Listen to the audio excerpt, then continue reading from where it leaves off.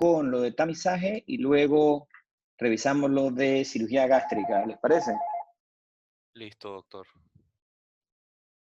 Bueno, comenzamos entonces. Buenas tardes, doctor, compañeros. En esta ocasión vamos a presentarles el webinar sobre el impacto de la pandemia en el tamizaje del cáncer de mama. Sabemos que desde su aparición, el SARS-CoV-2 ha llegado a cada rincón del planeta, transformándose en una crisis de salud mundial que estamos viviendo actualmente.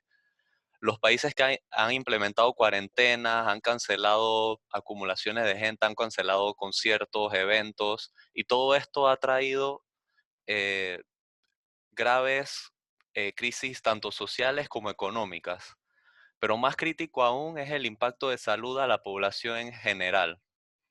En esta ocasión conversaremos sobre el impacto que ha tenido el tamizaje de cáncer de mama, que pues ya sabemos que es la medida más efectiva en la detección temprana del cáncer y esto ayuda al tratamiento oportuno.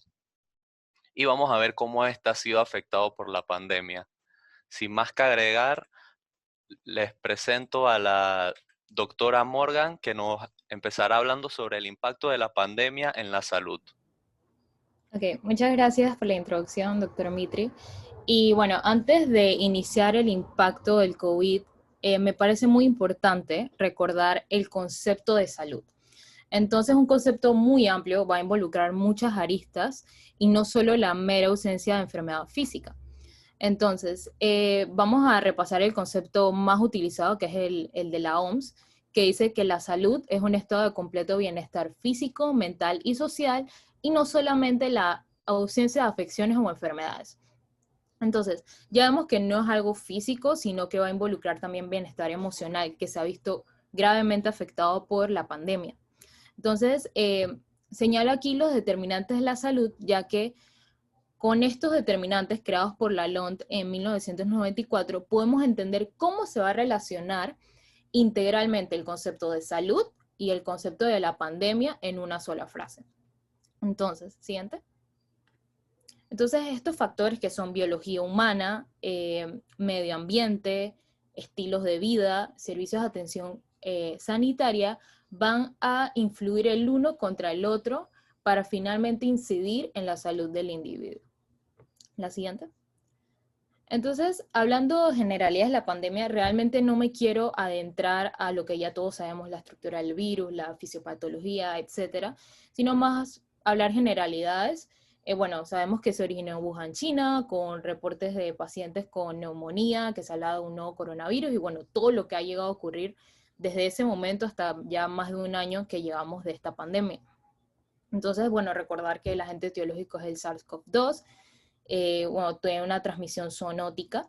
Y lo interesante es el amplio rango de enfermedad que puede ir de una persona totalmente asintomática hasta una persona con neumonía severa, que tenga falla multiorgánica y muerte. Entonces, todo va a depender de los factores del riesgo del individuo, su sistema inmune, etc. Entonces, hasta la fecha no hay vacuna. Afortunadamente espero que pronto ya podamos tener acceso a las mismas que están ya en fases finales del estudio. Y bueno, las múltiples terapias que están en estudio y que han sido controversiales, como hidroxicloroquina, tocilizumab, remdesivir, entre otras. Siguiente. Entonces, vamos a ver que cómo la pandemia ha influido en estos determinantes de salud, pues en absolutamente todos, y es bidireccional. O sea, estos determinantes influyen en el desenlace y pronóstico en una persona infectada por COVID, y la pandemia ha afectado en estos determinantes de la salud. Entonces, para nada más saber como dato, que los casos a nivel mundial, de acuerdo al Johns Hopkins Research Center, hasta el día de ayer que investigué, estaban más de 60 millones de casos y lamentablemente más de 1.500.000 muertes. Y en Panamá, según las cifras del Ministerio de Salud, hay un total de casos acumulados de 16.000 y lamentablemente 3.018 fallecidos. Siguiente. Entonces, ¿cómo ha afectado la pandemia? Ok, ha aumentado desproporcionadamente el desempleo, las tasas de desempleo. Muchas empresas han quebrado, se ha despedido miles de empleados y todo esto ha llevado a pobreza. Ha incrementado, o sea, de una manera estrepitosa los trabajos informales, que al final esto lleva a mayor exposición y contagio. Y esto también, el desempleo y la pobreza, lleva a la pérdida de vivienda de muchas familias. Entonces, la educación en su mayoría ha vuelto en un formato virtual y muchos países como el nuestro no estaban preparados para esa era virtual. Y algunos, creo que, sí, algunos autores dicen que este cambio de la educación virtual es como una crisis silenciosa, porque los efectos no se están viendo ahora, sino se van a ver a largo plazo cuando haya profesionales que no estén lo suficientemente formados. Entonces, en el alimento hay una inseguridad alimentaria, la pobreza también tiene que ver mucho con esto. El medio ambiente, muy importante, que ha habido un incremento de desechos tipo las mascarillas, mal desechadas en ríos, mares y que contribuyen más al calentamiento global. Y bueno, por último, los servicios de salud, que es lo que principalmente nos queremos enfocar en esta charla, que la pobreza lleva a que muchas personas no tengan acceso a los servicios de atención sanitaria. Y también que muchos de estos servicios han sido suspendidos por la pandemia para disminuir el contagio y asignar a este personal de salud que se encargaba de estos servicios de salud, ejemplo, de enfermedades crónicas no transmisibles, a atender el problema de salud global que estamos teniendo en estos momentos. Pero poco a poco se han ido restableciendo. Siguiente.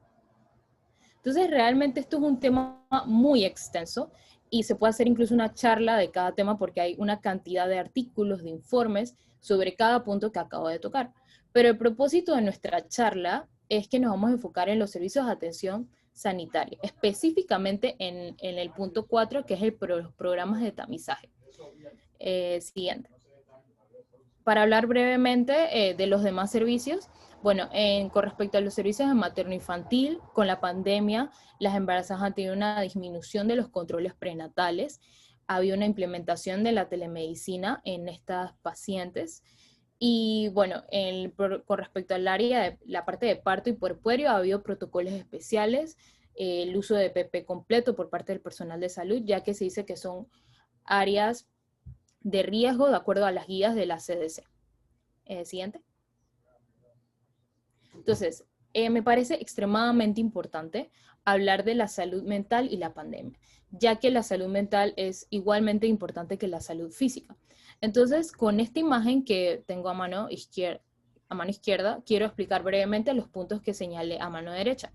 Entonces, en la parte izquierda de la imagen, es como las regulaciones que los gobiernos con las cuarentenas obligatorias, para que disminuir la transmisión del virus y que no haya colapso del sistema de salud. Pero esto que ha llevado el ser humano, al ser un ser naturalmente social, y al estar aislado ha tenido repercusiones con un aumento de la ansiedad, aumento del estrés, la incertidumbre del qué va a pasar y depresión. Entonces, hay estudios que se han visto que los síntomas están directamente relacionados con la duración de la cuarentena. O sea que en países que tenían cuarentenas estrictas, las tasas de depresión, suicidio son más altas. Entonces, del lado derecho, tenemos lo de las redes sociales.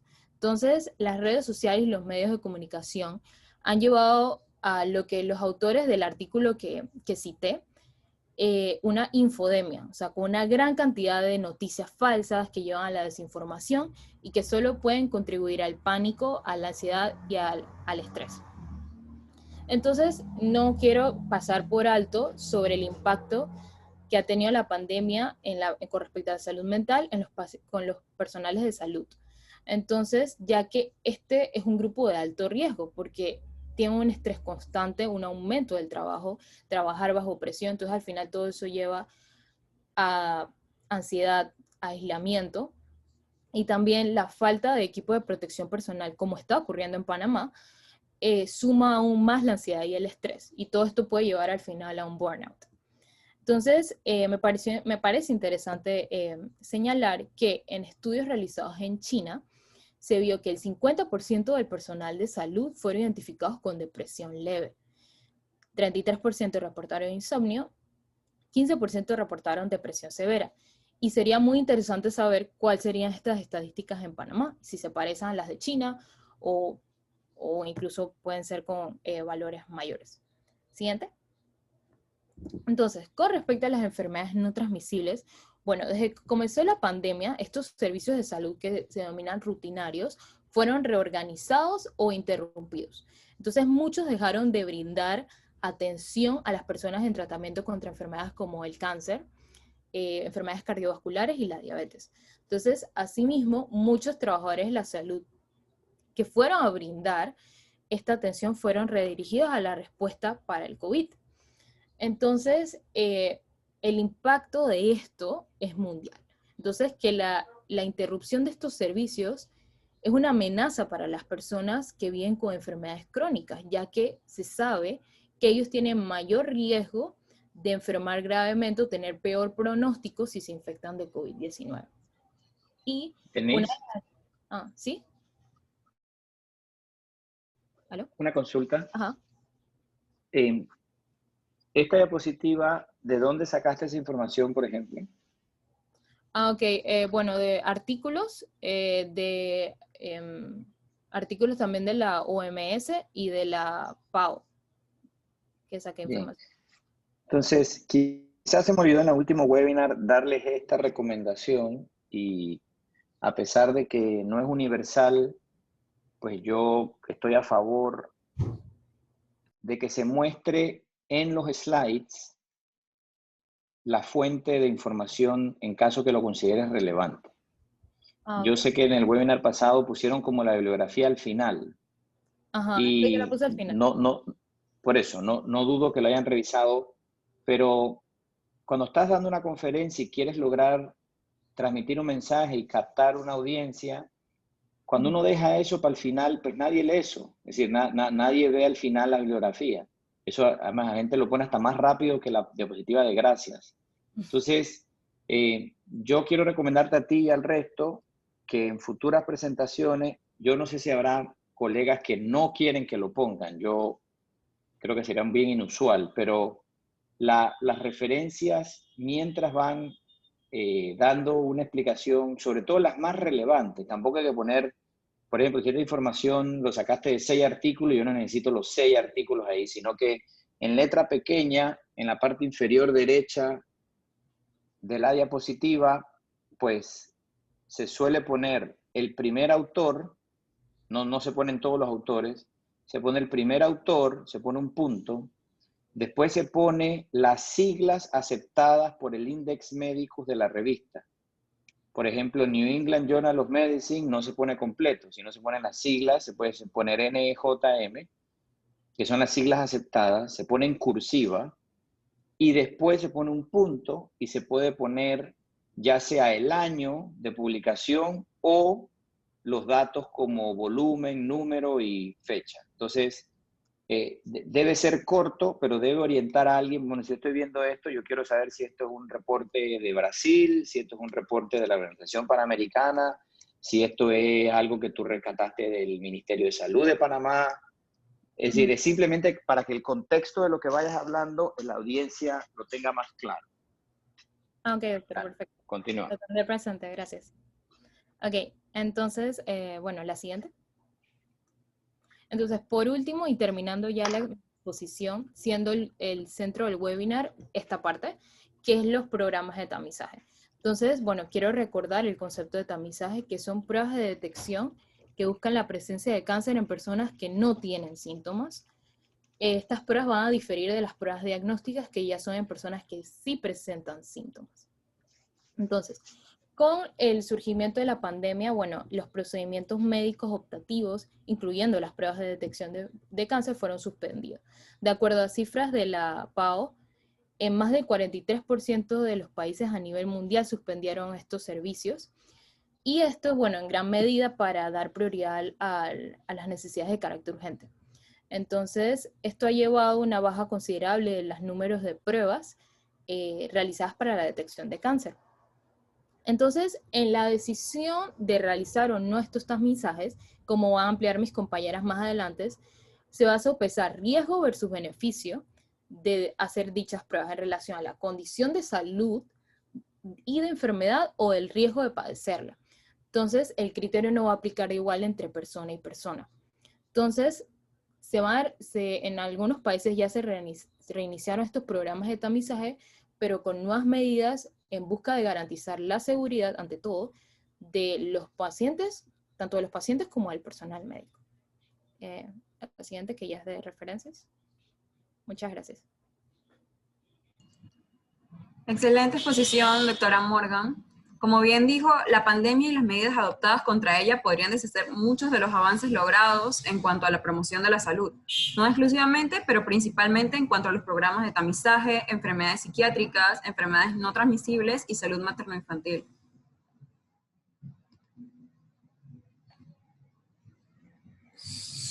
Bueno, continuando con la exposición, contamos ahora con la participación de la doctora Murillo, que nos va a hablar del tamizaje del cáncer de mama. Gracias por la introducción.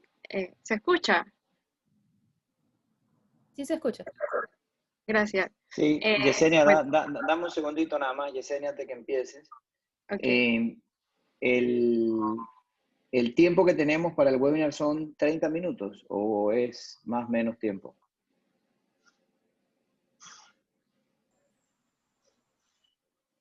O sea, son 30 minutos de exposición más lo que se le sume de preguntas e interacciones con usted como moderador. O sea, no es un tiempo Perfecto. 100% establecido. Perfecto. No, está bien, por eso estoy tomándome la libertad de interrumpir en la medida que vamos avanzando. No quiero que eso afecte la nota de ustedes, porque estoy seguro que lo diseñaron para el tiempo acordado. Así que siéntanse tranquilos que yo voy a interrumpir, pero no va a haber una penalización en el tiempo, porque la idea es aprovechar un poquito en lo que vamos avanzando. Y María Gabriela, tú y en conjunto con Isa son los moderadores, ¿verdad? Nosotros somos panelistas. Perfecto, panelista. Entonces, quiero darte una recomendación, María Gabriela, como panelista, cuando lo hagas para un futuro, hasta que termine el panel, no manifiestes tu impresión de la calidad de la exposición. Entonces, yo sé que uno puede utilizar el término como excelente exposición, doctora, pero la verdad es que eso es como casi una muletilla. Es como decirle, me pareció espectacular lo que dijiste, aunque no te parezca espectacular lo que dijo. En otras palabras, del punto de vista formal y profesional, un panelista, porque ustedes lo van a hacer en muchas otras cosas, debe limitarse a moderar la sesión. Entonces, queremos agradecer a la doctora por su intervención o a continuación tal cosa. Entonces, la opinión del panel puede empañar un poco un evento, sobre todo si son ustedes los organizadores en un futuro lejano. Entonces, nada más era como un consejo porque uno suele como ser extra agradable. Hay gente, por ejemplo, que se para a preguntar en una charla y dice, excelente exposición, doctora, pero quisiera saber por qué usted dijo todas estas cosas. Entonces, como que es la manera a veces como de empezar a hablarle a alguien dándole o diciéndole que todo estuvo bien, pero la verdad es que no piensas que todo estuvo bien.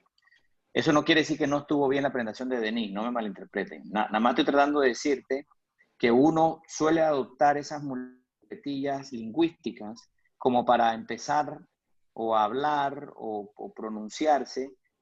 Como panelista es muy importante que no emitas tu opinión, aunque sea agradable, buena y positiva, hasta el final. Gracias, doctor. Listo, seguimos. Vamos, Yesenia, ¿no? Bueno, yo les voy a hablar acerca del tamizaje del cáncer de mama. El objetivo de los exámenes para detectar el cáncer de mama consiste en encontrarlo antes de que empiece a causar síntomas, como una protuberancia que se puede palpar. Entonces, las pruebas y exámenes de detección tienen ese propósito de encontrar una enfermedad en las personas que no tienen ningún síntoma. Los cánceres de mama que se encuentran durante los exámenes de detección suelen ser más pequeños y están aún más confinados a la mama. Yesenia, ¿Sí? ¿me escuchan? ¿Sí? Ajá. No sé si lo hemos hablado antes, pero si no lo hemos hecho, quiero pedirte el favor que evitemos utilizar la palabra cáncer de seno. Sí. No necesariamente está mal, no sé si lo hemos hablado antes, que a veces cuando nos reunimos, no recuerdo si exactamente ya lo he corregido antes. Sí, yo dije de mama, solo que en el slide se me pasó cambiarlo, pero cuando lo estaba diciendo decía de mama. No sé si lo Sí, notaron. yo me di cuenta. Yo me di cuenta y por eso pretendí hacer la pausa, porque a veces uno pone copy-paste y se va a lo que está online y a veces uno se da cuenta mientras está dando la charla que se equivocó en el término. Pero el término cáncer de seno, a pesar de que está aceptado por la Real Academia Española de la Lengua, es impreciso, anatómicamente hablando. Para nosotros en medicina, un seno es un espacio entre dos cavidades o un espacio que está comunicado con un epitelio. Por eso hay senos paranasales, etc. Y lo que realmente ocurre es que el espacio entre las dos mamas es lo que se ha denominado el seno materno. Es poner al bebé entre las dos mamas a dormir. Entonces, por eso se quedó el nombre de seno. Pero sin ninguna duda, la traducción correcta de breast no es seno, sino mama. Así que nada más para corregir que tratemos de usar en general o de evitar utilizar la palabra seno para referirnos a las mamas. Dale, listo, continúa. Siguiente.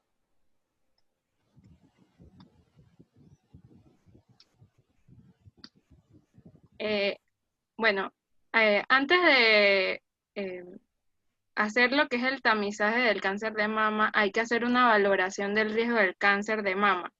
Entonces, hay que hacer una valoración del riesgo individual de padecer cáncer de mama. Es importante para la elección de la estrategia de tamizaje. Entonces, en base a factores de riesgo, se van a clasificar a las mujeres en un riesgo promedio o un riesgo alto.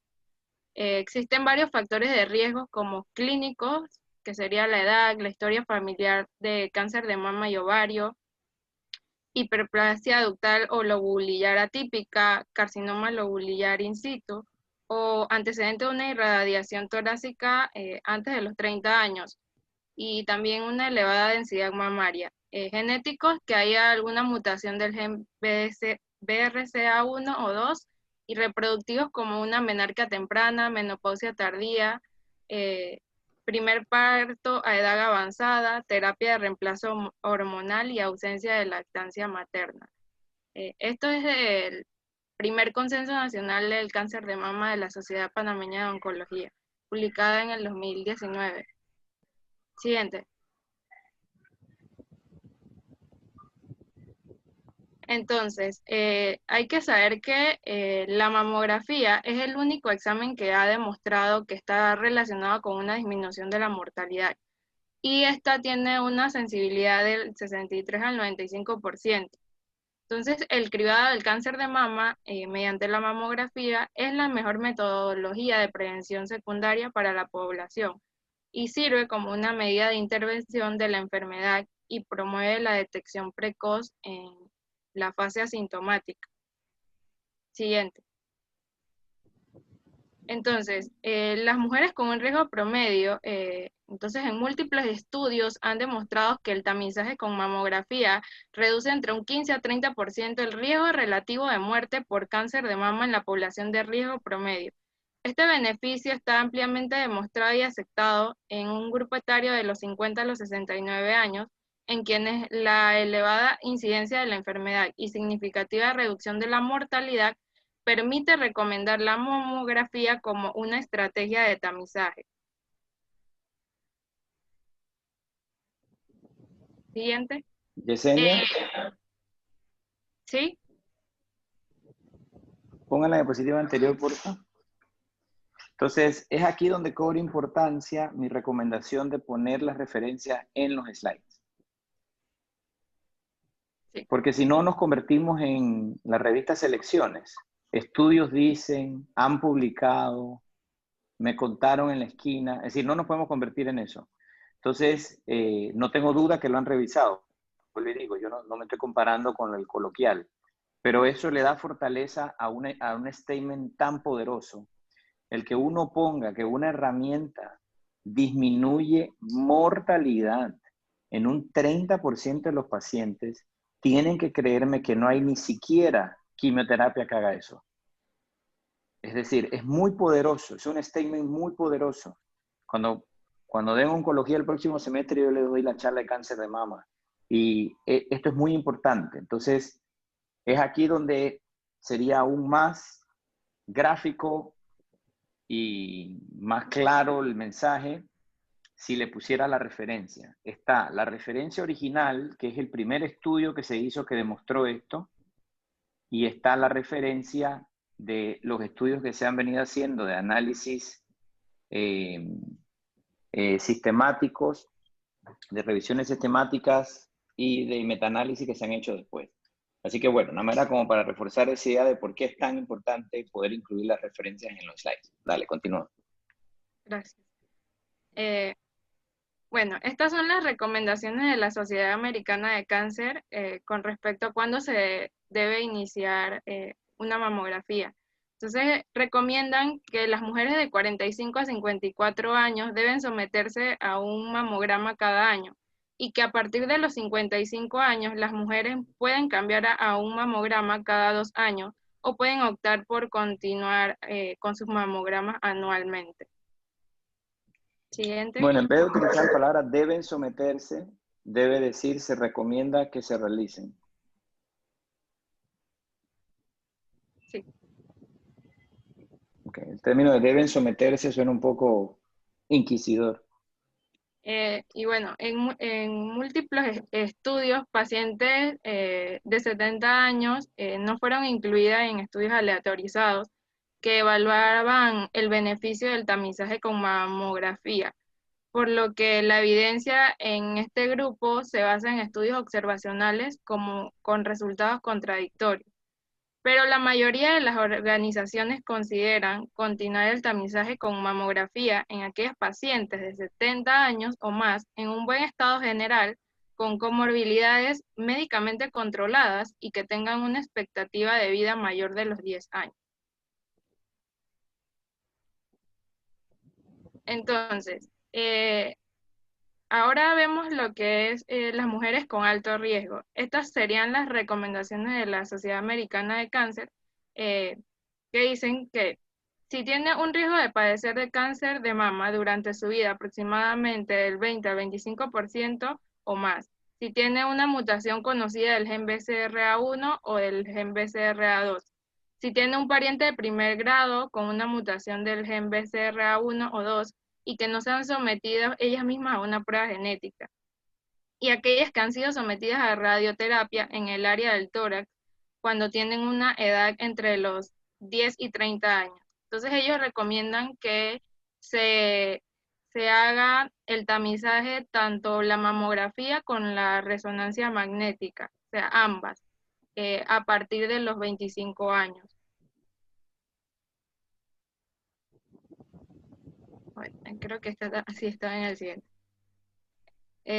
Basándose en esos criterios, pues, o sea, que ellos plantean es comenzar el tamizaje a partir de ellos recomiendan a partir de los 30 años y el consenso de oncología aquí en Panamá es el que recomienda a partir de los 25 años. Y bueno, que se debe iniciar tanto la resonancia magnética con la mamografía, no una u otra. Entonces, el examen clínico y autoexamen de mamas. Siguiente. Ajá. La investigación no ha mostrado un beneficio claro de los exámenes físicos de las mamas realizadas de una forma habitual por un profesional de salud o por las mismas mujeres. Entonces, el autoexamen de mama no ha demostrado disminuir la mortalidad por cáncer de mama a pesar de haber sido evaluada en múltiples estudios. Entonces, por ello, no se debe recomendar el autoexamen de mama como una estrategia de tamizaje.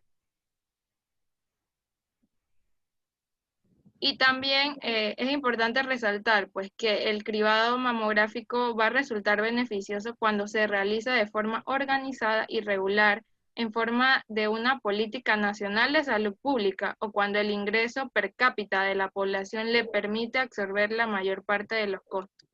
Y esto es porque hay muchos países en vías de desarrollo de que esta parte tiene que estar ligada que está ligada a la dependencia económica, pues, que tienen estas poblaciones que no tienen un buen ingreso económico. Las referencias. Muchas gracias a la doctora Murillo. Ahora, para culminar con las presentaciones, tenemos a la doctora Muñoz, que nos conversará sobre cómo ha impactado la pandemia a los programas de tamizaje de cáncer de mama. Muchas gracias, doctor Mitri. Y bueno, pues empezando con el impacto que ha causado la pandemia, en un artículo cuyo nombre es The Impact of COVID-19 Pandemic of Surgical Management of Breast Cancer Global Trends and Future Perspective, que fue como una reunión virtual entre 12 cirujanos de mama de los países más afectados en el mundo para discutir el cambio durante la pandemia. Estos coincidieron que los programas de detección de cáncer de mama se detuvieron en su mayoría, en la mayoría de los países, pues, con ciertas excepciones. O sea que todos los estudios de imágenes, incluidas las mamografías, las ecografías y las resonancias magnéticas, fueron pospuestas hasta la estabilización de la situación, por así decirlo. Entonces, la mayoría de los países en la fase 2 y 3 habían implementado un sistema de triaje que se realizaba en el hospital o mediante una teleconsulta antes de cualquier encuentro cara a cara. ¿Okay? Los métodos de detección variaron entre los países e incluso dentro de ellos, desde solo realizar una historia clínica hasta la evaluación de la temperatura con detección y control de saturación de oxígeno e hisopado nasofaringeo con radiografía de tórax o tomografía computarizada. Siguiente. Aquí. Entonces, una vez que se suspendió el cribado, se vio como una disminución en las consultas de mamas, que se puede esperar un retraso en el diagnóstico de algunos de los cánceres sintomáticos y detectados con cribado. Sin embargo, es como poco probable que cualquier retraso tenga un impacto pronóstico para estos tumores. Y pues no hay como una evidencia de que retrasar la mamografía de detección durante el breve periodo propuesto mientras se estabilizaba la situación afectara la mortalidad. ¿Okay? Sin embargo, en Panamá, espérate, la diapositiva anterior. Ahí. Okay. Sin embargo, en Panamá se cree que las cifras de mortalidad aumentarán al final del año debido a que la pandemia pues, ya que las pacientes de cáncer de mama se consideran como un grupo de alto riesgo. Okay. Algunos estudios que se han realizado, más que nada voy a tomar el estudio del artículo de, ¿cómo se llama este artículo? The Impact of the COVID-19 Pandemic on a Population-Based Breast Cancer Screening Program, que se realizó en Taiwán. Decían que el número de mujeres sometidas al cribado en marzo, abril y mayo de este año había disminuido hasta un 60% comparado a los 3 últimos años anteriores, y que las tasas de referencia también habían disminuido de marzo a mayo. Siguiente. Entonces, entre las estrategias generales para desarrollar una atención segura en los servicios, nosotros podemos observar en nuestro entorno cuando salimos que debemos mantener ciertas... Ana Laura. Ajá. Perdona, quería hacerte una preguntita. Pon la diapositiva anterior. Comentaste algo que en Panamá se pronostica un aumento de la mortalidad de cáncer de mama a final de año. Sí. Cuéntame un poquito de eso. Okay. ¿Quién pronostica eso? Lo leí más que nada en el periódico de La Estrella, en el que se decía que, o sea, incentivaba más que nada el tamizaje y que habían como una disminución de los casos en agosto, o sea, se había registrado una disminución en los casos reportados a comparación del 2019. Gracias. Me quedan dudas de tu fuente. Hay que tener cuidado cuando uno hace un statement como ese, porque puede que tengas razón como puede que no, pero igual si no es verificable la fuente, es poco serio. Por ejemplo, yo quiero que tú me digas cuántas mujeres en Panamá sin pandemia se les hace tamizaje de mama. Sin pandemia. En condiciones regulares. Porque si hablamos de reducir tamizaje, es porque hay un número que bajó, ¿verdad?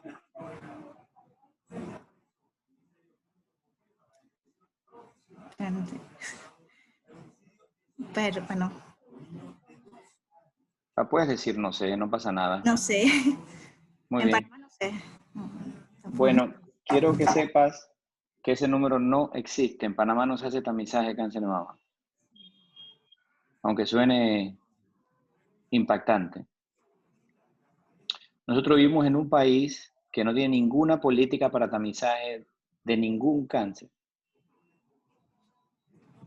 En Panamá las mujeres que se hacen su mamografía es porque lo pagan, porque le tocan la puerta en SEC o porque alguien les dijo que se lo hiciera. Panamá no cubre tamizaje, ni el Ministerio de Salud, ni la Caja del Seguro Social. Las mamografías que existen en el país están diseñadas para evaluar mamas de pacientes que presentan algo, nódulos, síntomas. Y en la privada, los seguros privados solo cubren tamizaje en el mes de octubre y lo hacen más por una promoción financiera para captar adeptos. No lo hacen porque en verdad les interesa la salud de sus aseguradas. Si no, lo harían todo el año, no solo en octubre.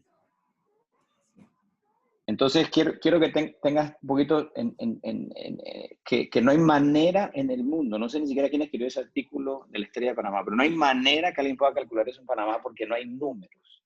No sabemos cuánta gente se hacía tamizaje antes, no sabemos cuánta gente se dejó de hacer tamizaje. Y el impacto en mortalidad del cáncer de mama en nuestro país muy probablemente venga de la falta de atención oportuna en pacientes que presentaron síntomas. En otras palabras, nos salimos del espectro de los pacientes que se hicieron tamizaje o que son candidatos para tamizaje y entramos en el espectro de los pacientes con etapas clínicas iniciales ya sintomáticos. Es decir, ya se palparon un nódulo, ya les duele la mama, ya se sienten un escozor, qué sé yo, cantidad de síntomas que puede haber relacionados a las mamas. Era para que tuvieras clara esa idea. Uno puede sentir que en Panamá se hace tamizaje, pero no se hace. Yo creo que una vez que le pregunté a la ministra, cuando Rosario Turner era la ministra, me dijo que el Ministerio de Salud no era dueño ni siquiera de 10 mamógrafos en toda la nación. Así que ese es un tema nacional, es un tema es un talón de Aquiles entre muchas debilidades que tenemos y es una. Pero dale, continúa. Okay. Bueno. Centrándonos y volviéndonos al tema, podemos decir que dentro de las infraestructuras y procesos se sugiere asegurar... Pero Laura, no nos hemos alejado del tema. Yo te he comentado del tema. Disculpa, en verdad. Dale, continúa. Ok. Bueno, iba diciendo, disculpa. En las infraestructuras y procesos se sugiere que asegurar el cumplimiento de las recomendaciones para prevenir la transmisión de coronavirus en ámbitos con circulación de personas, así como que las medidas de higiene que se realizan de manera sistemática. También se sugiere seguir con un procedimiento de consultas médicas programadas. También el reducir el espacio destinado a las salas de esperas. También evitar o limitar el ingreso de acompañantes a las salas de espera, colocar líneas adhesivas de color en el piso para delimitar las distancias entre los pacientes y los escritorios, realizar un tipo de triage en la entrada de las instituciones con la implementación de un algoritmo para identificación de los casos sospechosos de COVID, y priorizar la atención de pacientes de grupos de riesgo y adultos de 60 años o mayores, pues, para reducir como el tiempo de espera. En el personal de salud es aconsejable que todo el personal sea alentado a seguir las guías del Ministerio de Salud y de la OMS sobre el uso correcto de los elementos de protección personal, así como también la práctica de las medidas de higiene y distanciamiento preventivo. Y por otro lado, en lo que es la limpieza y desinfección, se requiere mantener la higiene de las superficies de acuerdo a las recomendaciones de limpieza y desinfección, y que dentro de los consultorios y las salas se recomienda que las y los pacientes no toquen las paredes ni objetos, y luego que de cada práctica se limpiara y se desinfectara el equipo y la sala.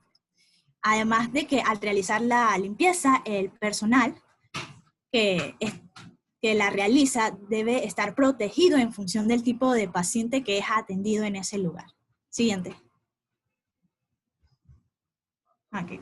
Entonces, en el estudios de tamizaje y diagnóstico para cáncer de mama, es indispensable conocer el caso en particular de cada paciente, tanto a nivel médico como personal, para poder evaluar los riesgos y beneficios de la realización o no de estudios de tamizajes y diagnósticos, pues. Entonces, el Programa Nacional de Control de Cáncer de Mama establece las recomendaciones para los estudios de tamizaje y diagnósticos de cáncer de mama en el contexto de la pandemia, y por lo que utilizan como prioridades en diagnóstico para imágenes en mastología. Entonces, se considera que hay 3 niveles de prioridad de atención para la realización de estudios de imágenes mamarias de acuerdo a la información disponible sobre el marco de valor en la priorización de estudios y el balance entre riesgo y beneficio obtenido de las intervenciones. Entonces, prioridad alta se tienen aquellos pacientes con condición clínica que amenacen su vida inmediatamente o que estén clínicamente inestables, o en las que la magnitud de los beneficios se califique como una de alta prioridad, pues. La prioridad media en pacientes con una situación no crítica, pero en quienes si se demora más de 6 a 8 semanas podría potencialmente impactar a los resultados generales. Y por último, la prioridad baja en pacientes en condición clínica lo suficientemente estables para permitir a los servicios la demora de las intervenciones durante la pandemia, y donde las intervenciones no sea prioridad. Prioridad, sí. Siguiente. Entonces, otras... Ana Laura. Ajá. Con la anterior. Porfa, gracias. Es importante dejar claro que estas categorías de prioridad no son para tamizaje.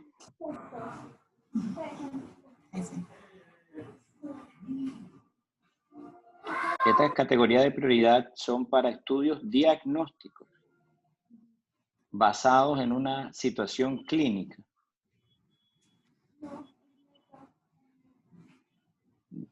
Quizás el documento donde lo obtuviste hacía alusión tanto a las intervenciones de tamizaje como diagnósticas, pero para que quede claro que no es que haya una categoría de prioridad. En el tamizaje, por su definición, nadie tiene ninguna manifestación clínica. ¿Ok? Así que el tiempo en el que se haga un tamizaje está acordado por otras variables, no por la urgencia con la que tiene que hacerse. Está acordado por la capacidad de replicación tumoral, por el tiempo en que se dobla la vida media celular, tiene otras variables a considerar cada qué tiempo te haces tamizaje. Por eso el de colon es diferente al de mama, y el de mama es diferente al de próstata, y el de próstata es diferente al cervicoterino. Nada más era para que quedara claro que no es que hay 3 prioridades en tamizaje.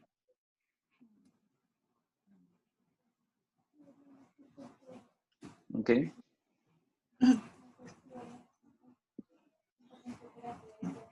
Entonces, entre otras recomendaciones, pero más que nada es dentro del diagnóstico, ¿no?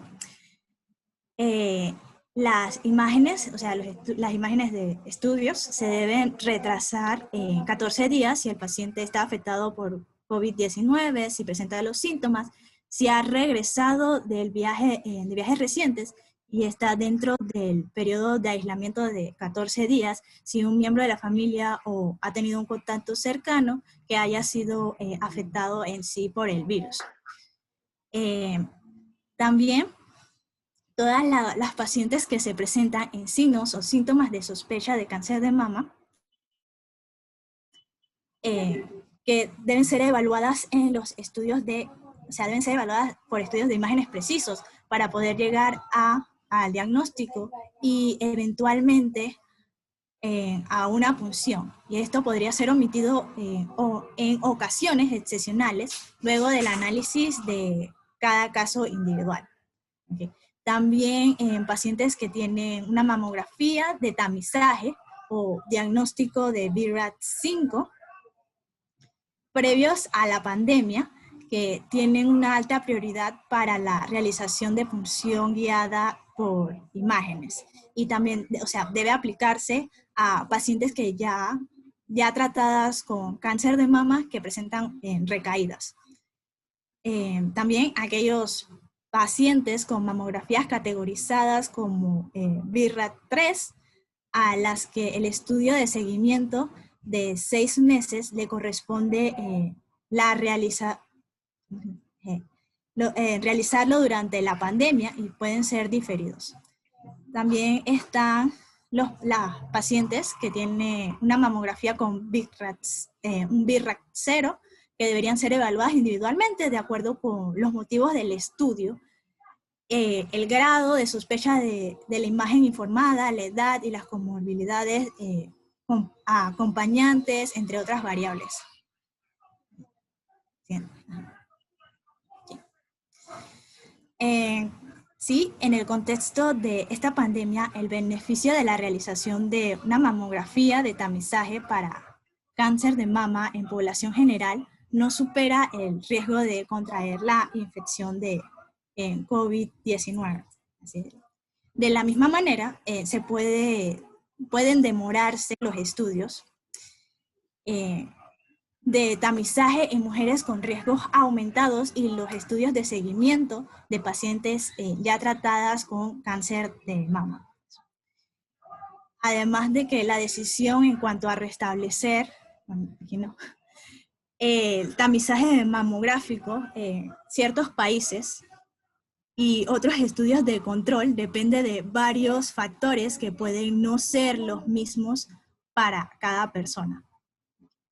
Y resulta útil considerar en el tema del diagnóstico el orden de prioridad para reiniciar en sí también en el tamizaje mamográfico según el riesgo de cáncer de mama, reconociendo que el riesgo más bajo se presenta en la mayoría de la población. Y se considera también que el desafío adicional para las unidades de cribado será cómo reanudar el cribado mamográfico, pues, tamizaje, con distanciamiento social, porque lleva más tiempo de realizar y la mamografía y esterilizar el equipo y el entorno, así decir. Entonces, la recomendación en general es como realizar un estudio de imágenes mamarias a pacientes que obtendrán beneficios, un beneficio superior al riesgo del contagio de COVID-19. Gracias. Ahí aquí están las referencias. Gracias por su presentación, doctora Muñoz. Bueno, abarcando el tema del tamizaje de mama y el impacto de la pandemia en él, vamos a recordar los puntos más relevantes de la presentación de tamizaje para cáncer de mama. En mujeres con alto riesgo se recomienda iniciar el cribado a partir de los 30 años. En mujeres con riesgo promedio se recomienda la mamografía de tamizaje a partir de los 40 hasta los 69 años, cada 1 a 2 años, y en las mujeres mayores de 70 años con buen estado funcional, con morbilidades médicamente controladas y expectativa de vida mayor de 10 años, se puede considerar continuar la intervención. En este momento, debido a la cantidad de personal que ha debido ser asignado a casos de esta pandemia, esto no es del todo posible, pero como bien dijo la doctora Muñoz, a medida que se prolongue la situación de la pandemia, tendremos que valorar el costo-beneficio de postergar la realización de tamizaje contra la exposición al contagio. La consideración del orden de prioridad para las mujeres de alto riesgo, para que las mujeres de alto riesgo continúen realizándose tamizaje, es el pilar de esta nueva normalidad.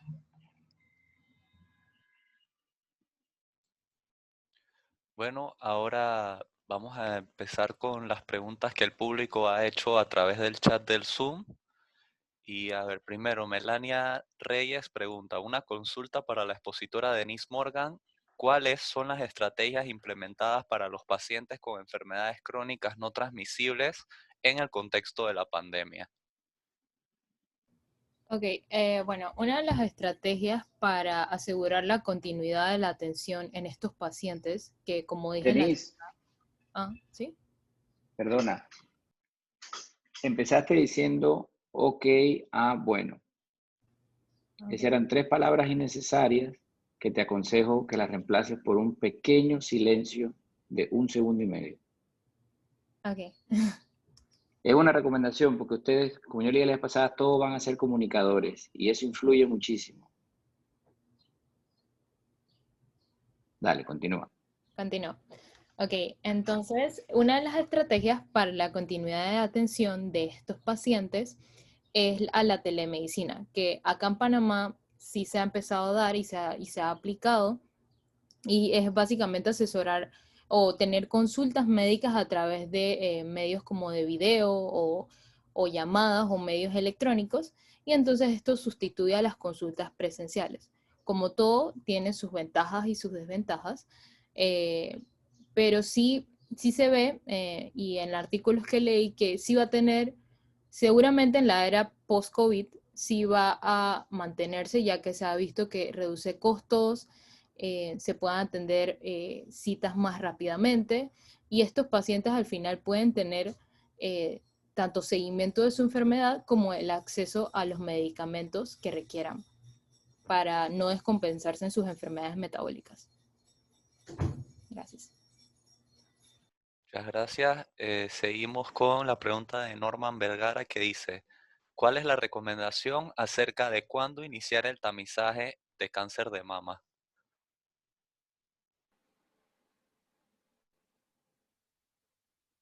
Bueno, según leí en el primer Consenso Nacional del Cáncer de Mama de la Sociedad Panameña de Oncología, que fue publicada en el 2019, ellos, como ya mencionó el doctor, aquí no tenemos estudios pues publicados o datos nacionales publicados sobre la cobertura de la mamografía, y ellos recomiendan que dado que el porcentaje de mujeres diagnosticadas antes de los 50 años y en estadios avanzados es mayor que la de los países desarrollados, ellos recomiendan que es razonable iniciar el tamizaje a los 40 años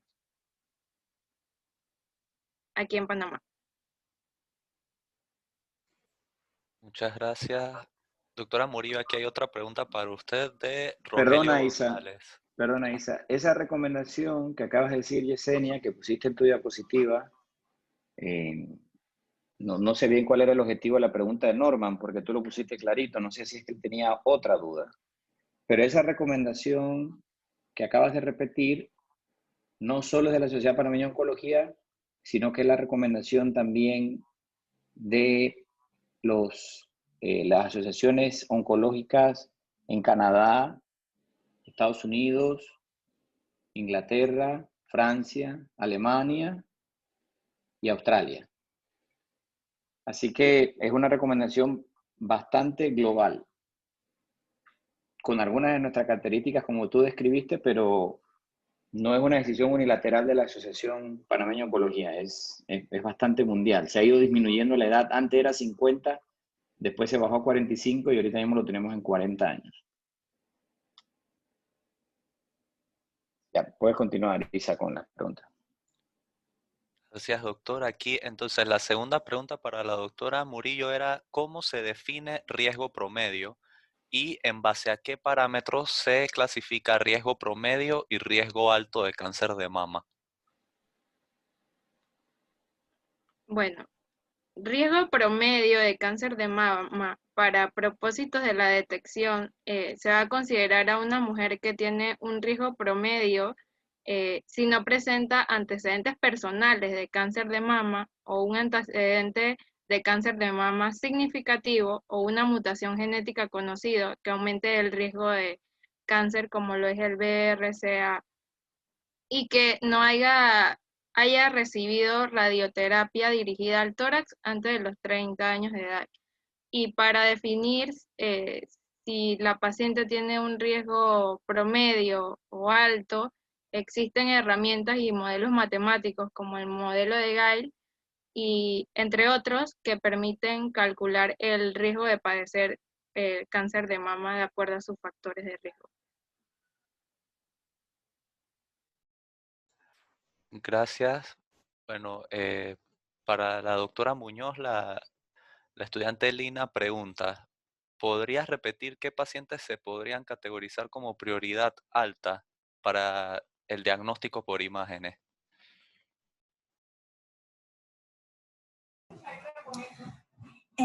Los pacientes que en condiciones clínicas que amenacen la vida inmediatamente, que estén inestables también, y también quedan definidos en esta categoría también aquellos pacientes con una condición oncológica confirmada o sospechosa en donde la realización de algún estudio de imágenes mamarias y o punciones brinden un beneficio en la supervivencia y en la calidad de vida que sea mayor a los riesgos.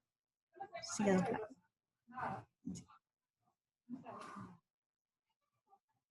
Gracias, doctora Muñoz.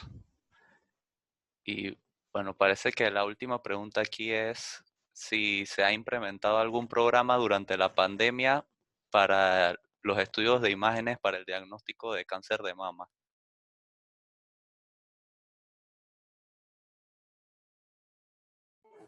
Bueno, el 12 de octubre se empezó con un programa por la región metropolitana de salud y el despacho de la primera dama. En verdad no es como un programa, sino como una campaña en la que se realizaban tanto hisopados y mamografías, en la que se iba a hacer la consulta como por llamadas telefónicas, pues. Y las pacientes eran atendidas en las instalaciones del Parque Omar, además de que se les proporcionaba como promoción de salud, pues. O sea, que se les daba como una pequeña docencia a todas las que asistían sobre la detección temprana del cáncer a través de personal de la promoción para la salud. Entonces, esta campaña estaba desde el 12 de octubre hasta el 30 de octubre y del 11 de noviembre al 27 de noviembre, que vendría siendo hoy, pues. Gracias. Bueno, muchas gracias y con esto concluimos nuestro webinar del día de hoy. Gracias a todos por su participación. Ok. Muy bien, bueno, vamos a aprovechar este mismo tiempo para revisar lo que les traía de cirugía gástrica. Lo único que quiero agregarles a los webinars, y es un esfuerzo que uno tiene que ir haciéndolo consciente hasta que eventualmente lo domina, hay que tratar de leer lo menos posible. tanto panelistas como expositor. Pues habrá cosas que uno lee de la propia pantalla y a veces uno tiene apuntes y ese es un balance que uno va encontrando con los años. Eso no, yo no le exijo en este momento que sea perfecto, pero es un esfuerzo que hay que ir haciendo con los años porque de allí vendrá después qué expositor pues es buscado para transmitir ideas y cuál no. Yo tampoco quiero que todos ustedes sean conferencistas, pero en algún momento les va a tocar dar conferencias. Y algunos de los tips que les estoy dando es para que sus conferencias sean mejores, ya sean dependiente del calibre que tengan, ya sean para pacientes, ya sea para colegas, ya sea internacionales. Así que yo creo que los webinars han venido a servir también para desarrollar otras habilidades que necesitan ustedes. Así que, muy bien. Yo sé que este no era un tema sencillo. Creo que les puedo quedar claro un poco que no podemos mezclar diagnóstico con tamizaje y el impacto de la pandemia es más incertidumbre que certeza. Así que, por lo menos en términos de cáncer de mama, de manera que creo yo que lo llevaron acorde a los 3 tópicos que importaban en el objetivo de la charla, y era hablar de la pandemia, hablar del tamizaje y hablar del potencial impacto que este tuvo específicamente en cáncer de mama. Ok, entonces voy a compartir pantalla yo acá.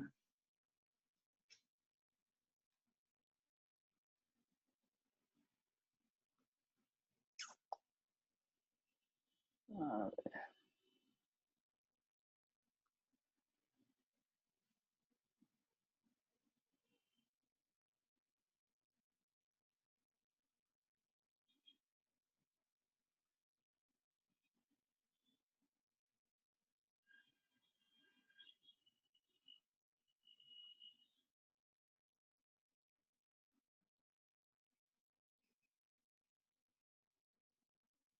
Se ve ahí, ¿no? Ok.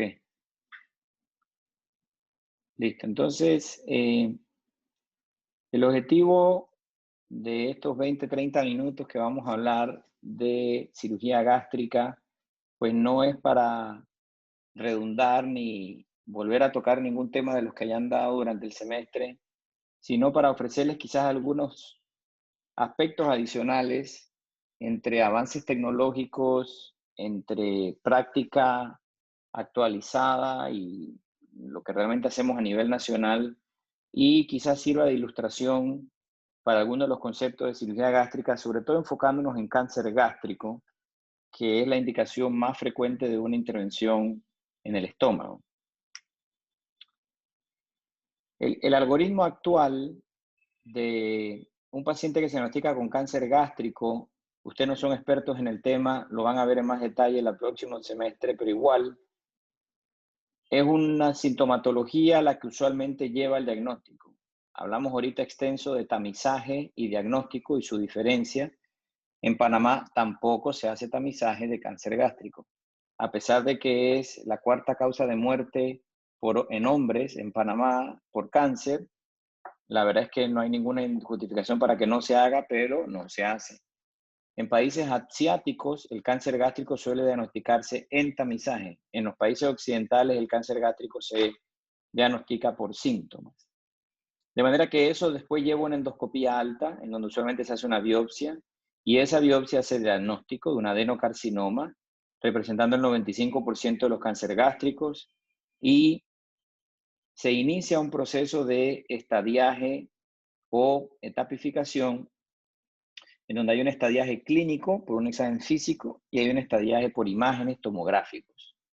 Ese es el esquema convencional, y usualmente un paciente a nivel nacional, no voy a hablar de la privada, sino de nuestro esquema nacional, se refiere al Instituto Oncológico Nacional. El detalle está que la laparoscopía de estadiaje es una herramienta quirúrgica fundamental en el estadiaje de cáncer gástrico, que no está incluida en nuestro algoritmo de manejo nacional, porque la gran mayoría de los diagnósticos iniciales se hacen por colegas no especialistas en el tema. Pero es importante saber que cuando Incluimos herramientas quirúrgicas que pueden contribuir a este proceso de cáncer gástrico. La laparoscopía de estadiaje es sumamente importante, ahorita vamos a ver por qué. Este paciente es referido al oncológico, donde usualmente se vuelve a hacer un reestadiaje. Y les digo esto porque la mayoría de las tomografías que se hacen pueden no cumplir con los criterios que se necesitan para hacer diagnóstico. Así que aquí tenemos una duplicación de gastos a nivel nacional, se hace un reestadiaje y de allí se decide si el paciente va para tratamiento con intento curativo o para tratamiento con intento paliativo. Adicionalmente, podemos agregar ultrasonidos endoscópicos y PET-CT scan, solo que estos lamentablemente no están disponibles a nivel institucional, por lo que usualmente no se hacen de rutina. La laparoscopía de estadiaje está claramente documentado sus ventajas, y esto ni siquiera es muy reciente, estamos hablando de casi 17, 15, 10 años de estudios publicados. Lo primero es que identifica enfermedad metastásica en el peritoneo, que es muy difícil de ver por tomografía, con estudios de imágenes previos negativos entre un 30 al 60%. Esto es un número abrumador. Es decir, el poder identificar un 30 a 60% de enfermedad peritoneal por imagen previo a intervenir un paciente es un cambio dramático en su esquema de tratamiento. Se evitan laparotomías porque el paciente que tiene enfermedad metastásica transcelómica, a lo que llamamos carcinomatosis peritoneal, una intervención quirúrgica no tiene intento curativo, por lo cual no es la estrategia inicial, de manera que se evitan laparotomías en más o menos el mismo número, 30-40%. Esto fue documentado en un estudio grande que se hizo en Dinamarca, se publicó en el European Journal of Surgery hace ya 15 años. Y en consenso, cambia el manejo del cáncer gástrico en un 30-50% de los pacientes. Es un rango un poco amplio porque depende de la capacidad diagnóstica y de haber estado disponible para hacer la laparoscopía, pero si tomamos el número más bajo, que un tercio de los casos cambie el plan de manejo, realmente no hay ninguna justificación para no hacerlo. Así que eso es una herramienta mínimamente invasiva que no solamente tiene un cirujano oncólogo, o también la tiene un cirujano general, porque la laparoscopía diagnóstica no es un procedimiento de alta complejidad, por lo cual nosotros como Asociación de Oncología siempre hemos tratado de inculcar a nivel nacional que se haga. Así que es una herramienta quirúrgica que ni siquiera tiene que ver con tratamiento de intento curativo, estamos hablando apenas de estadiaje. Es cierto que no hay publicaciones de costo-efectividad, pero también es cierto que quizás no se necesiten. Si tú tienes algo que demuestra que cambia un plan de manejo en un 30%, solo con el hecho de que hay un 30% de los pacientes que no los sometiste a tratamientos innecesarios, estamos hablando de ahorro. Si me estás diciendo que evitamos laparotomías en quirófano en un 30-40%, pues no hay ninguna duda de que es costo efectivo, solo que estrictamente no hay ninguna publicación al respecto.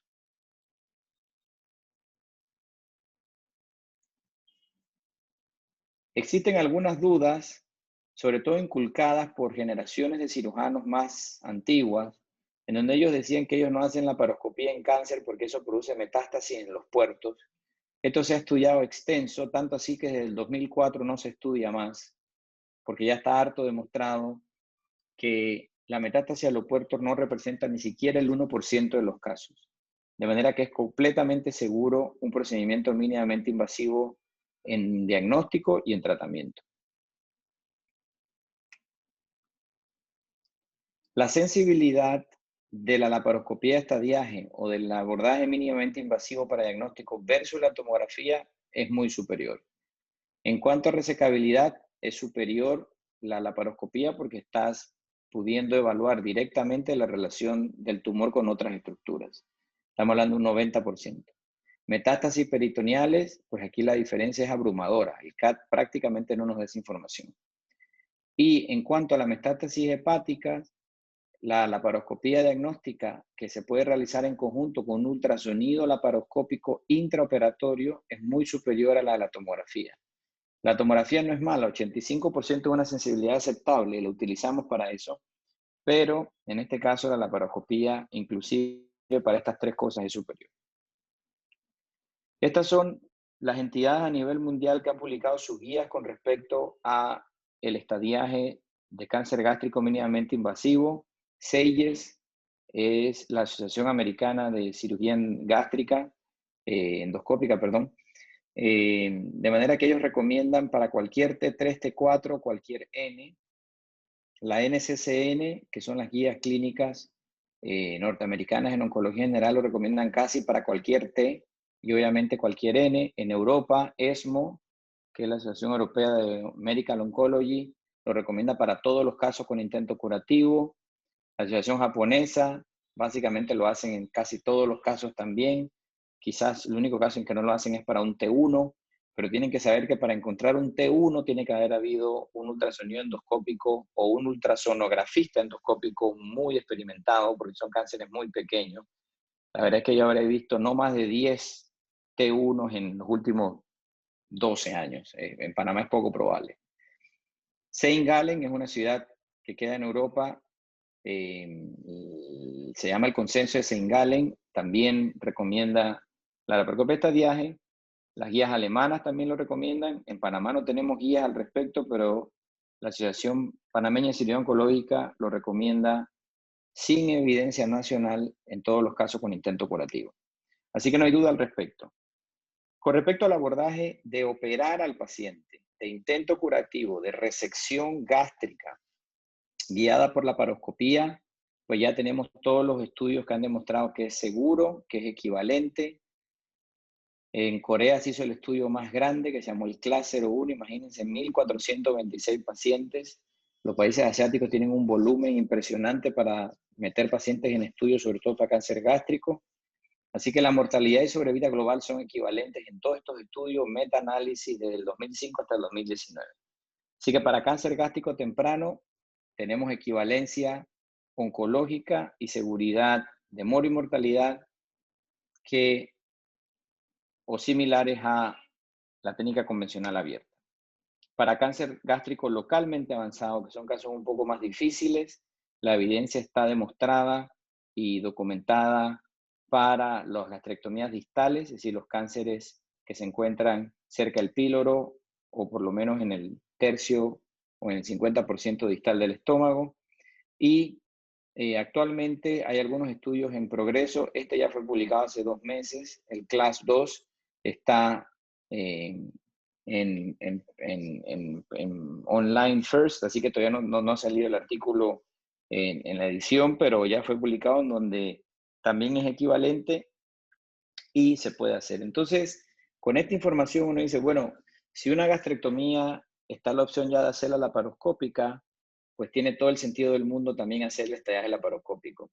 Así que algunas instituciones han decidido combinar los dos procedimientos en uno y otras instituciones han decidido primero hacer el estadiaje laparoscópico, porque como hemos visto que si en un 30% de los casos sale con enfermedad avanzada, pues no utilizas ese día entero o ese cupo quirúrgico para ese caso. En términos generales, solemos hacer la laparoscopía de estadiaje en un momento diferente al día que se hace la intervención quirúrgica. Entonces aquí para ejemplificarles, esto es algo que ustedes estudiarán mucho más a fondo, pero en cáncer gástrico, profundidades bien sutiles hacen una diferencia enorme. Y eso está dado porque en el pliegue submucoso, justamente en la capa submucosa de Meissner y Auerbach, hay una gran diseminación en capas horizontal y vertical del cáncer gástrico. De manera que T1 está estrictamente en la mucosa o básicamente hasta la muscularis mucosae. El T2 ya llega a la submucosa y el T3 y muscularis propia y el T3 llega hasta la subserosa. De manera que un T4 estrictamente es el cáncer gástrico que ha llegado hasta la serosa. Cáncer gástrico hasta serosa. Y eso, interesantemente, puede observarse en una laparoscopía diagnóstica o puede observarse transoperatoriamente porque la serosa es la capa más externa y uno puede ver bien si está invadiendo. Entonces, la idea de conocer el estadiaje es justamente por si está indicado o no una laparoscopia diagnóstica o si el esquema de tratamiento va con cirugía inicial o con quimioterapia inicial. Lo importante y el punto que quiero resaltar hoy es la técnica. Quiero resaltar que la herramienta técnica de una intervención quirúrgica hace una enorme diferencia tanto en el estadiaje, llévense esa idea clara. Yo no consigo ningún paciente con cáncer gástrico intento curativo, al menos que sea un cáncer gástrico muy temprano, un T1A, un T1B, en el que no se le haga una laparoscopía de estadiaje. Les traigo aquí un video nuestro en Panamá, este paciente es del oncológico, en el que se le hizo una gastrectomía subtotal laparoscópica. Estos fueron de los primeros casos que hicimos cuando se empezó el programa de gastrectomía laparoscópica en el oncológico hace 3 años, casi 4 años, y se fueron seleccionando los pacientes, se revisaban los videos y nos asegurábamos que se estaban haciendo las cosas oncológicamente adecuadas. Se ve bien, ¿verdad?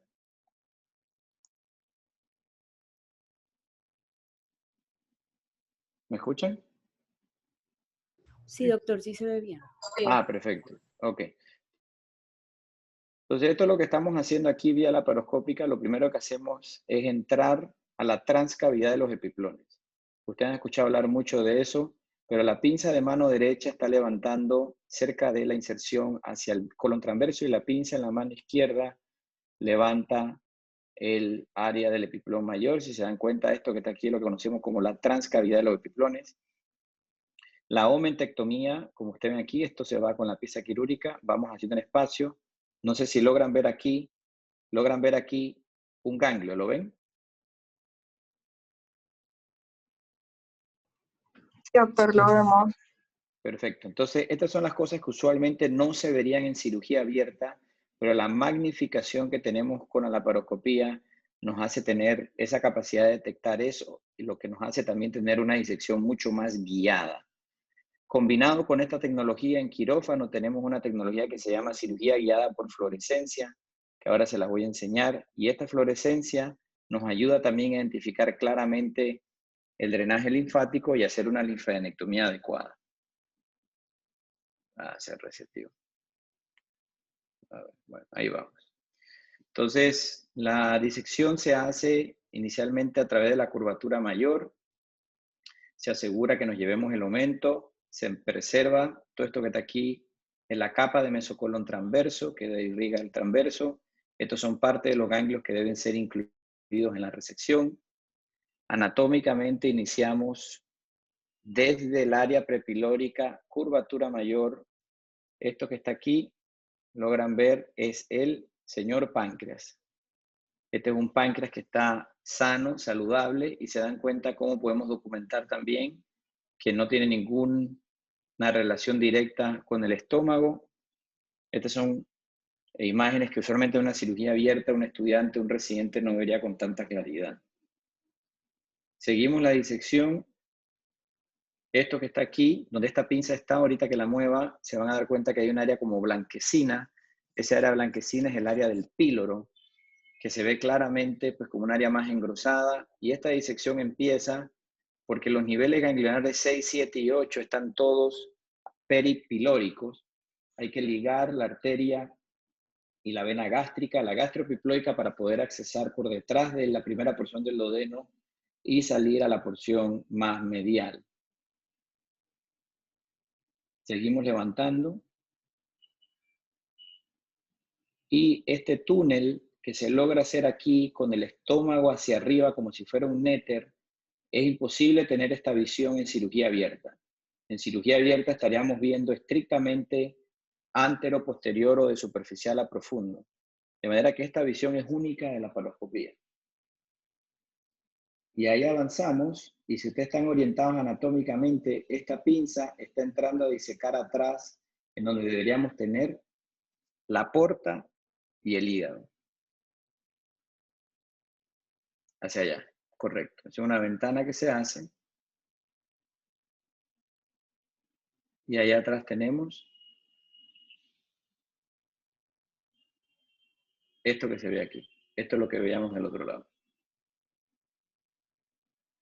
Esta es la vesícula biliar, este es el hígado izquierdo, y esto es la porta. Esto que está aquí es la porta y el colédoco. Aquí también viene la arteria hepática, que sube al hígado, por supuesto. Y todas estas estructuras que están aquí deben ser retiradas con la linfadenectomía. Es decir, solamente preservar estrictamente lo periportal. Y esta laparoscopía nos permite levantar el hígado izquierdo. Esto también se puede hacer abierto. Yo no he dicho que esto no se puede hacer abierto, nada más estoy resaltando algunas de las ventajas de hacerlo laparoscópico. Cuando nos enfrascamos entonces con las arterias gástrica izquierda, las disecamos, las aislamos, vena, arteria. La vena, podemos utilizar un dispositivo bipolar de energía como este se llama Ligacure Maryland. Sin embargo, las arterias nos sentimos más cómodos si tienen este calibre, que suele ser 1 centímetro, poniéndoles clips.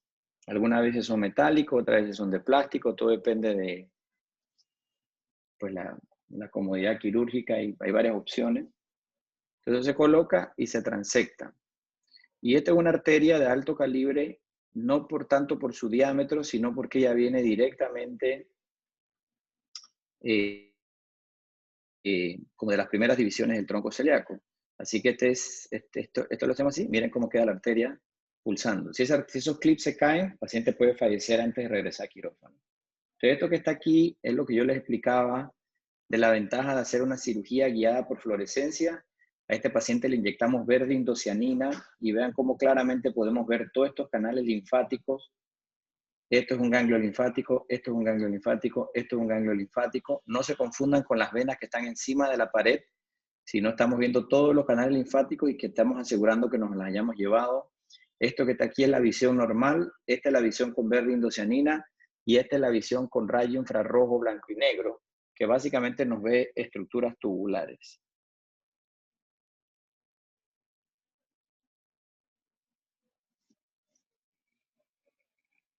Vía laparoscópica transectamos el estómago. Este es un dispositivo especial que se llama EndoGIA. Es una grapa de 3 líneas que transecta ambos lados y sella tanto el lado que se queda como el lado que se va.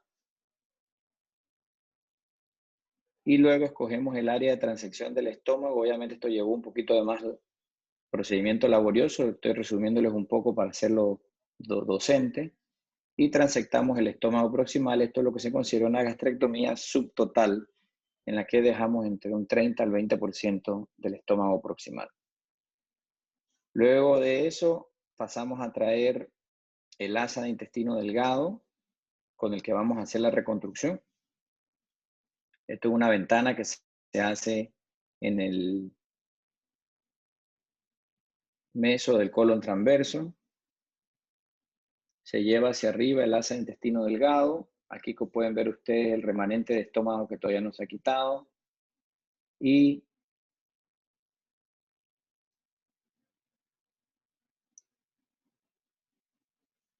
este asa de intestino delgado se lleva hacia arriba.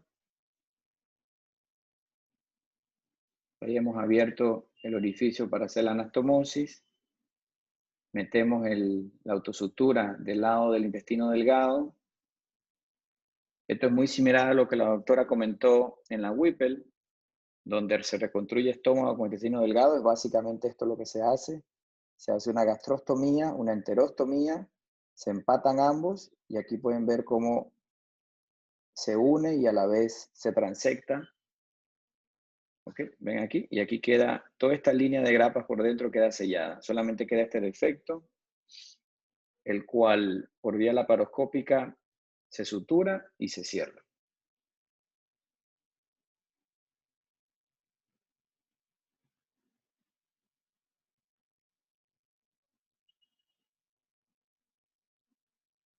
Estas son habilidades diferentes a las suturas abiertas. Créame que es laborioso al inicio, pero igual que la abierta, el cerebro se acostumbra y es cuestión nada más de adquirir el hábito. Muchos cirujanos jóvenes inclusive encuentran más fácil, diría yo, hacer la sutura laparoscópica que la abierta. Y obviamente está dado por la exposición y por la práctica. Al final uno logra lo que uno practica y se enfoca. Se transecta la aguja, esa aguja previamente se retira, se dan cuenta cómo ya hay peristaltismo y verificamos con el verde indocianina de que tengamos una buena irrigación. Se dan cuenta cómo hay buenos canales linfáticos y irrigación a todo el área de la pared de la anastomosis.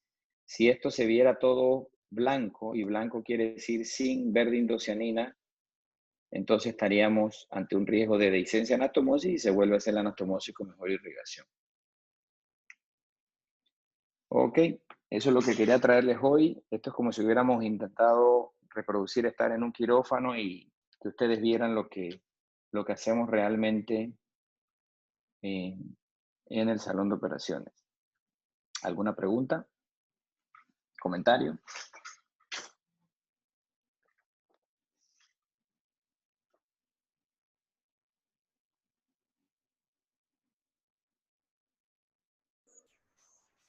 A los pacientes que se les hace la gastrectomía subtotal, ¿cuál sería la expectativa de vida luego de la cirugía? Bueno, es una pregunta muy amplia, que la verdad que sería injusto que te la respondiera basado en lo que me estás diciendo. Cuando uno escoge un esquema de tratamiento, es porque tienes la expectativa de que algo lo puedes curar o erradicar. Sobre todo tratamiento con intento curativo, valga la redundancia. El operar a alguien no es garantía que le vaya bien. El operar o que remover el cáncer son muchas las otras variables que nos dan realmente el pronóstico. Por ejemplo, el estadio tumoral en la T, el estadio tumoral en la N, y obviamente estamos asumiendo que no tiene metástasis, porque si no, no lo estaríamos operando. Así que en términos generales, un cáncer gástrico de una etapa 2, que es la etapa que más frecuentemente operamos, porque puede ser 2 o 3, dependiendo si tiene ganglios o no, tiene una probabilidad de sobrevida en Panamá a 5 años de un 48 a 55%. Así que uno puede decir, wow, no es tan alto como yo pensaba. Pues es cierto, el cáncer gástrico, a pesar de estadios con intento curativo, todavía tenemos un porcentaje importante de pacientes que no sobreviven. Los estadios más tempranos, como etapas 1, en donde ni siquiera hay ganglios positivos y los tumores no han penetrado hasta T3, la probabilidad de sobrevida se dispara a 80-90%.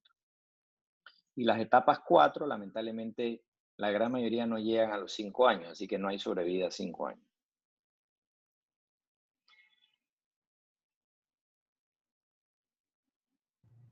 Doctor, si uno encuentra tumores en la porción distal del estómago, entonces ahí es donde se hace la gastrectomía subtotal.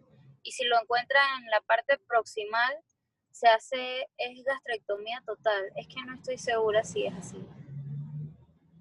Entonces, la indicación oncológica, y esto ya es bastante fino, pero ya que me lo preguntas, te lo contesto, es que en términos de tratamiento, se debe transectar el estómago 6 centímetros proximal al tumor, con el objetivo de obtener márgenes negativos. En otras palabras, un cáncer gástrico puede haberse diseminado submucosamente hasta 5 o 6 centímetros proximales. Entonces, si tienes una lesión que puedas con 6 centímetros proximales removerla completamente sin tener que quitar todo el estómago, a eso le llamamos gastrectomía subtotal. Si tenemos una lesión que para poder conseguir esos 6 centímetros tenemos que irnos hasta la barrera anatómica con el esófago, es decir, hasta el cardias, entonces quitamos el estómago completo. Así que básicamente para cáncer gástrico solo hay 2 tipos de cirugía. Gastrectomías subtotales, entendiendo como subtotal de que dejas un aspecto proximal, y la gastrectomía total. Gracias. ¿Ok? Doctor, una pregunta. Cuando usted dijo que la cirugía laparoscópica podía llegar a cambiar el manejo, o sea, exactamente como a qué aspecto del manejo estaría cambiando. La cirugía mínimamente invasiva no es que cambie el manejo, es que ofrece una herramienta adicional para estadiaje y es una herramienta que puede reemplazar el tratamiento convencional con cirugía abierta. Así que cuando dije cambiar no es mejorar el manejo, aunque estrictamente hablando los beneficios de la cirugía mínimamente invasiva son superiores a la abierta. Así que un paciente de una gastrectomía laparoscópica suele recuperarse y retornar a sus actividades regulares más rápido que una cirugía convencional. Pero solo con el hecho de poder hacer una laparoscopía diagnóstica o de estadiaje, eso sí logra cambiar el manejo o la toma de decisiones en tratamiento.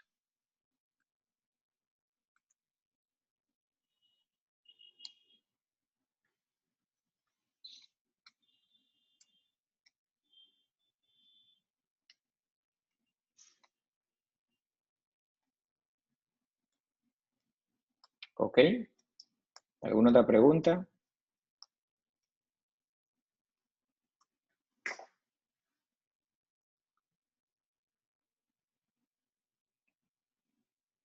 Bueno, ¿estamos bien, chicos, pues? Gracias, doctor. Ok, Gracias, doctor. listo, pues. Estamos en contacto.